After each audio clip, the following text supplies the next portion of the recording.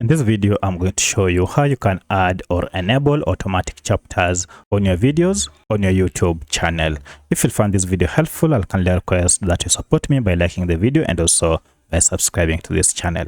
Alright, so the first thing you need to do is to go ahead and go to YouTube Studio, and you can simply do this by clicking on your image icon here and then select YouTube Studio. And here I'm in my YouTube Studio. From here, if you want to add automatic chapters on a single video, just head over to content here and then identify the video that you want to add automatic chapters. For my case, I want to add automatic chapters on this first video, so I'll just click on it and then go ahead and make sure you select details.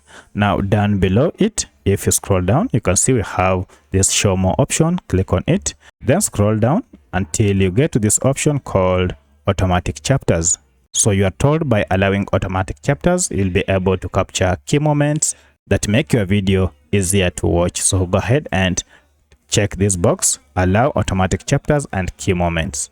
Once you are done, go ahead and click on save to keep this change. Alternatively, should you want to add automatic chapters on all your videos by default, it is also simple. Just head over to YouTube Studio and then click on settings.